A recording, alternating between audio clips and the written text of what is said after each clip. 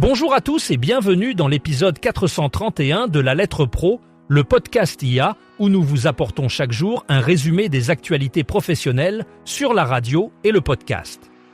Je suis Brulatour, le rédacteur en chef de La Lettre Pro. Aujourd'hui, nous allons explorer les chiffres de l'écoute numérique des radios pour le mois de février, récemment publiés par l'Alliance pour les chiffres de la presse et des médias, l'ACPM.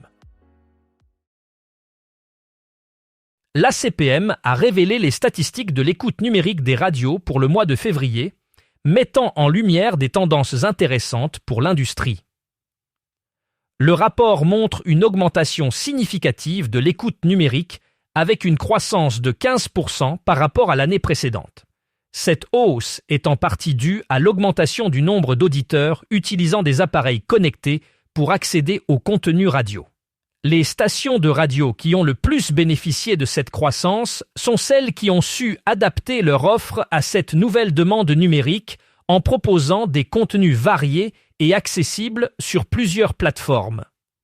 L'ACPM souligne également l'importance croissante des podcasts, qui continuent de séduire un public toujours plus large.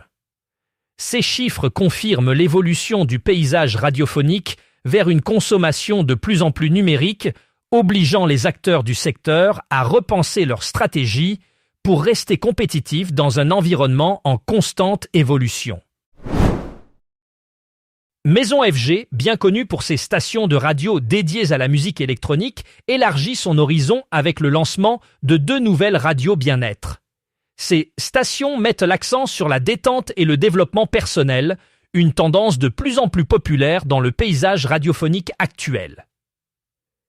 Elles offriront une programmation variée comprenant des sessions de méditation guidée, de la musique relaxante et des entretiens avec des experts en bien-être. L'objectif est d'offrir aux auditeurs un espace de tranquillité et de ressourcement, répondant ainsi à une demande croissante pour des contenus axés sur le bien-être mental et physique.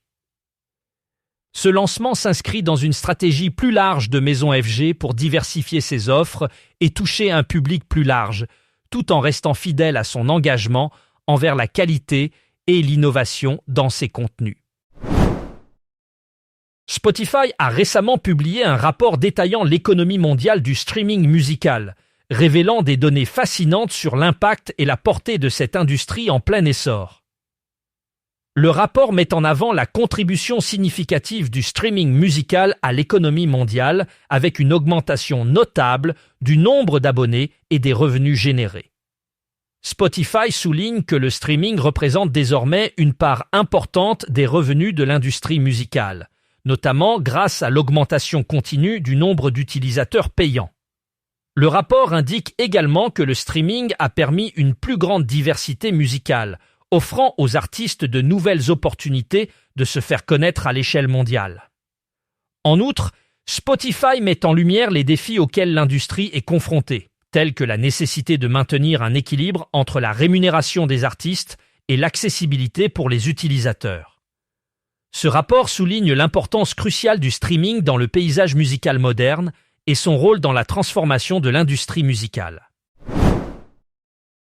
Dans le cadre du projet Ondes durables, la Fédération des radios associatives en Pays de la Loire, la FRAP, et la Coordination des radios locales et associatives de Bretagne, la Corlab, organisent une formation sur le traitement éditorial de l'écologie. Cette session, prévue les 8 et 9 juillet prochains à Nantes, vise à aider les professionnels de la radio à améliorer leur couverture des enjeux environnementaux.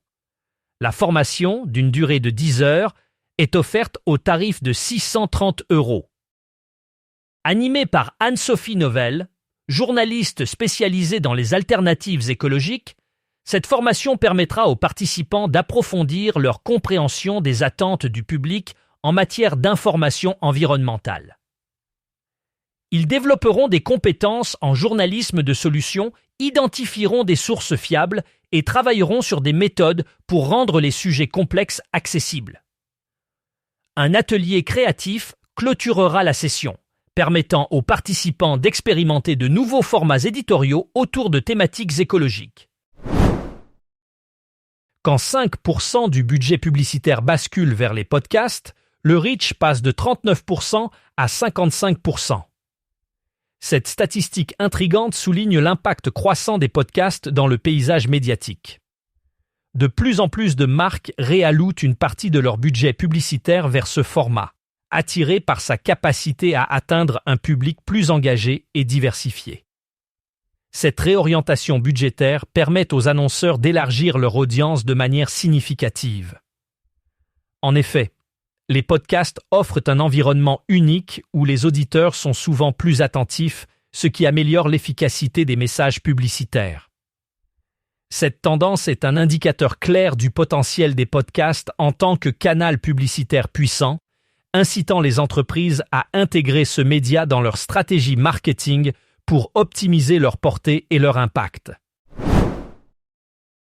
À l'approche des élections municipales, le CRT, qui est le syndicat des radios indépendantes, a tenu à rappeler l'importance cruciale des radios indépendantes dans le paysage médiatique local. Ces stations jouent un rôle essentiel en fournissant une couverture de proximité et en donnant la parole aux acteurs locaux. Elles permettent ainsi de renforcer le lien social et d'informer les citoyens sur les enjeux propres à leur communauté. Le CRT souligne que ces radios, souvent sous-estimées, sont une source d'informations précieuses pour les électeurs, leur offrant une diversité de points de vue et une couverture des débats locaux que les grandes chaînes ne peuvent toujours pas assurer. Dans un contexte électoral, leur indépendance et leur capacité à s'adapter rapidement aux besoins locaux en font des acteurs incontournables pour garantir une information de qualité et de proximité. Le CRT encourage donc les décideurs à reconnaître et soutenir ces radios qui contribuent à la vitalité démocratique locale. Hervé Pochon se lance dans un nouveau projet audio intitulé La Verticale, un podcast itinérant qui débutera le 1er avril 2026. Ce projet audacieux l'emmènera sur un parcours de 1350 km entre Dunkerque et Perpignan. Chaque jour, Hervé réalisera un podcast en posant une question simple aux personnes rencontrées en chemin. Parlez-moi de quelqu'un qui vous inspire. Ce format permet de capturer des histoires uniques et inspirantes tout au long de son voyage.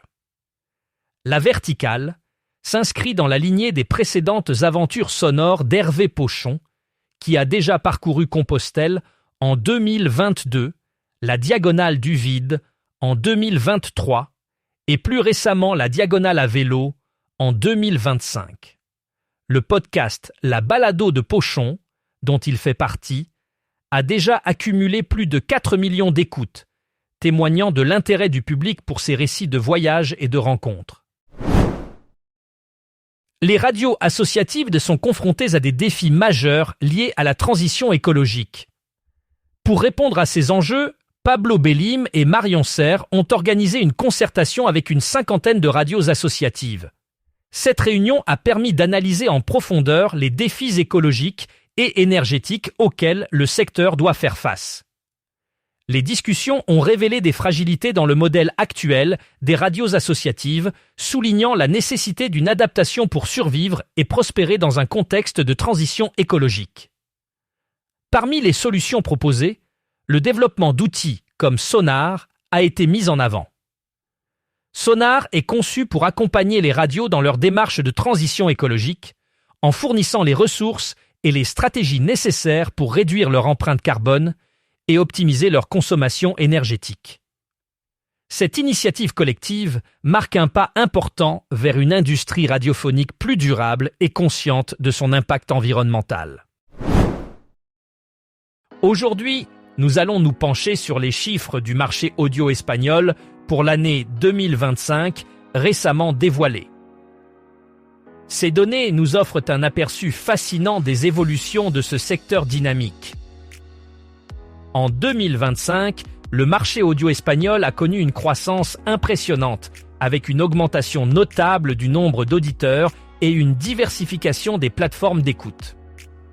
Les podcasts continuent de gagner en popularité, attirant un public de plus en plus large et varié. Les radios numériques, quant à elles, ont su s'adapter aux nouvelles tendances en proposant des contenus innovants et adaptés aux attentes des auditeurs modernes. Cette évolution souligne l'importance croissante du numérique dans le paysage audio espagnol, poussant les acteurs du secteur à repenser leur stratégie pour rester compétitifs.